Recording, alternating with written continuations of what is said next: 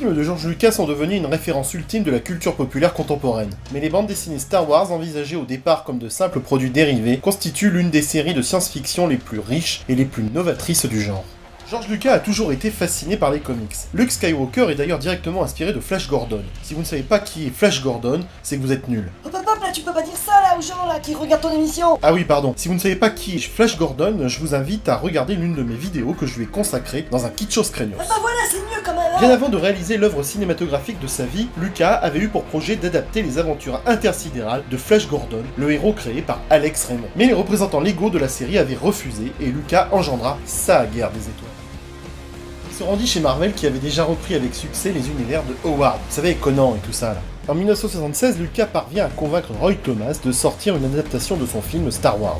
Roy Thomas se charge du script d'après le récit original de Lucas, tandis qu'Howard Chaykin s'occupe du dessin. Ce seront les premiers épisodes d'une très longue série qui est toujours éditée aujourd'hui. Thomas et Chaykin deviendront même les fers de lance de l'univers étendu de Star Wars, dévoilant des aspects entiers de l'histoire passée et future de la saga. Bien qu'initialement considérée comme négligeable, la BD est devenue au fil des années une plateforme d'expérimentation. Contrairement à d'autres comics sous licence, c'est-à-dire tirés d'un film, Star Wars se suffit à lui seul. Les comics Star Wars ont rencontré un succès énorme qui en font aujourd'hui l'une des sagas de référence de la science-fiction. Les comics Star Wars ont débuté chez Marvel comme une seule série linéaire directement inspirée du premier film. Mais bien rapidement, les scénaristes se sont heurtés à la nécessité d'insérer leur récit au sein d'une histoire globale, impossible à développer davantage car Lucas mettait à l'époque en chantier l'Empire contre-attaque. Roy Thomas s'est contenté de l'adaptation du premier film. Il confie les scénarios à Archie Goodwin. Pendant plusieurs dizaines de numéros, Goodwin, associé au dessinateur Carmine Infantino, vont développer les aventures de Skywalker, un jeune homme devenant adulte et assumant son rôle de héros dans la rébellion. Alan Williamson et Archie Goodwin se chargeront ensuite de l'adaptation BD de l'Empire contre-attaque et du Retour du Jedi.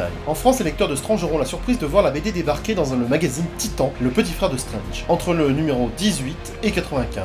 Attends, t'as dit Strange là, alors qu'il faut dire Strange. T'es un puriste ou quoi? Oui, pardon, Strange. Les 6 premiers épisodes de la saga adaptaient le film de Lucas et avaient été traduits en album comme celui que nous vous présentons actuellement. Voyez plutôt les doigts charmants et velus de notre charmante hôtesse. Luke a commencé par l'épisode 18 avec aux manettes Archie Goodwin et Carmine Infantino. Ce dernier n'avait pas son pareil pour dessiner les vaisseaux spatiaux ou même la princesse Leia avec ses petits côtés aristocratiques. La série suit les aventures de Luke, Leia, Chewbacca, baptisé Chic Taba à l'époque, ou Han Solo. La série verra défiler des dessinateurs de renom comme David Michelini, Walt Simonson ou Tom Palmer. Parfois contradictoires avec les films, ces épisodes sont quand même vachement bien menés et invitent à l'évasion.